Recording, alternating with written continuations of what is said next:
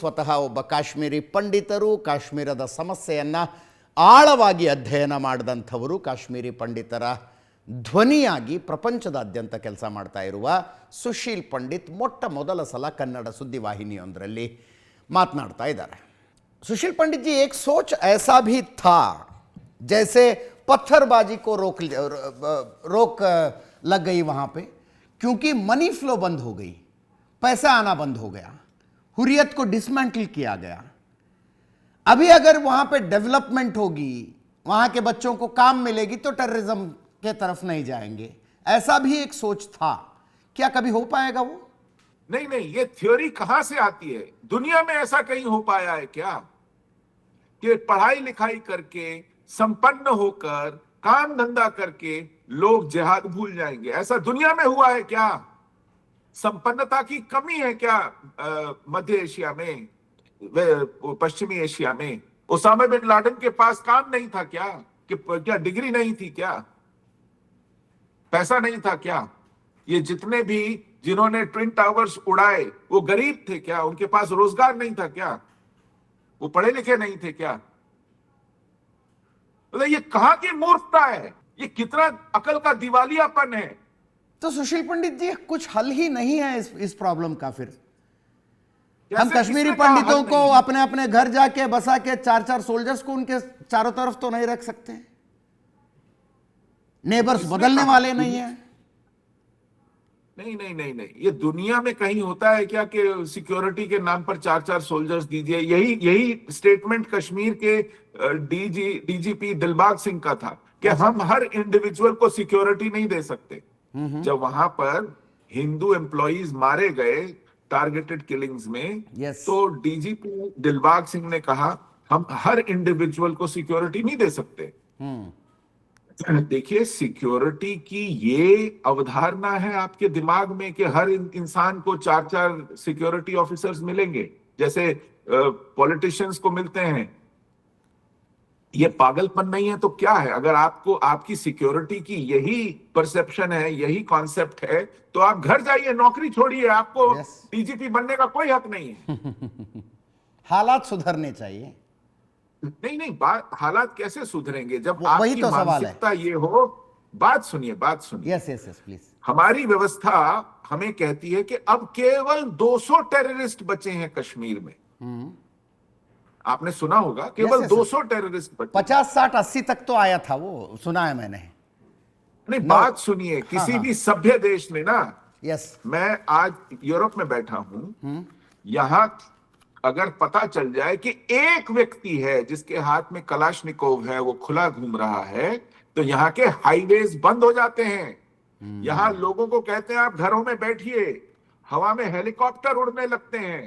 नीचे सब जगह नाकेबंदी हो जाती है जब तक कि उसको न्यूट्रलाइज नहीं किया जाए.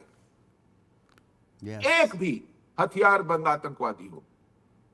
सुशील पंडित जी, एक आखिरी सवाल. इतने सालों से ये सब देख देख के आप पेसिमिस्टिक हो चुके हैं, आशावाद खो चुके हैं, इसलिए आपको लग रहा है कि इस जंग से भी कुछ नहीं होगा, या आपको सचमुच में लग रहा है कि इस जंग से कश्मीर में कुछ बदलेगा नहीं और कश्मीरी पंडितों के हालात में कुछ सुधरेगा नहीं?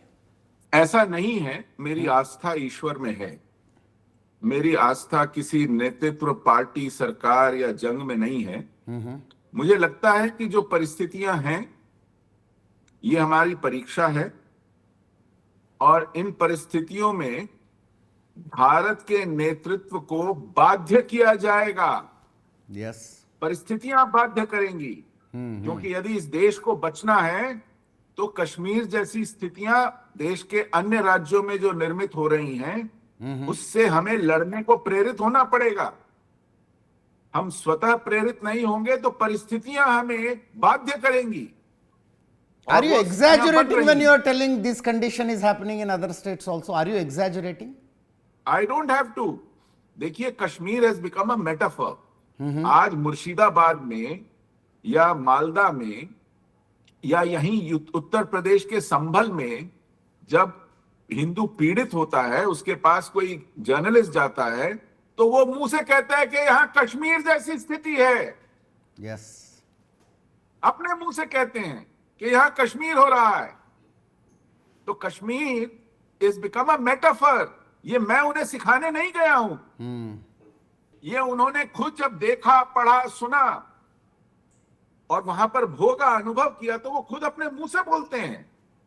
तो देश भर में 500 से ज्यादा जगहें हैं जो कश्मीर बन के फूटने को तैयार हैं।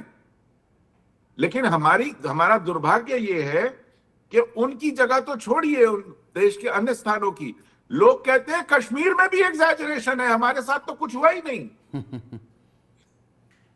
ये तो तो पराकाष्ठा है, पराकाष्ठा। एग्जैजरेशन ही नजर आता है,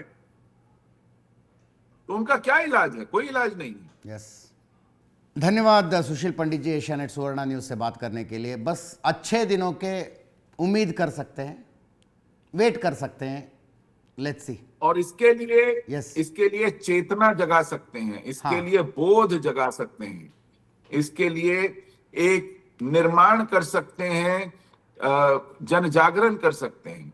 यस, और आपकी बात जब भी मैं सुनता हूं ऐसा लगता है कि हमारे साथ जो हुआ है वो किसी और के साथ नहीं होना चाहिए, तो जाग जाओ। This is what you want to convey. जी जी जी जी। धन्यवाद सुशील पंडित जी, कभी बैंगलोर आएंगे तो जरूर मिलेंगे। बहुत बहुत आभार Ajit ji. Thank you so much. ಇದರೊಂದಿಗೆ ಈ ವಿಶೇಷ ಕಾರ್ಯಕ್ರಮ ಮುಗಿಸ್ತಾ ಇದ್ದೀನಿ. ನೇರ ದಿಟ್ಟ ನಿರಂತರ ಸುದ್ದಿಗಾಗಿ ನೋಡ್ತಾ ಇರಿ ಏಷ್ಯಾನೆಟ್ ಸುವರ್ಣ ನ್ಯೂಸ್.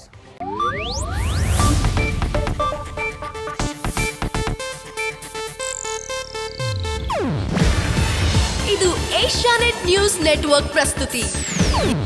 ನೀವು ನೋಡ್ತಿದ್ದೀರಾ ಏಷ್ಯಾನೆಟ್ ಸುವರ್ಣ ನ್ಯೂಸ್.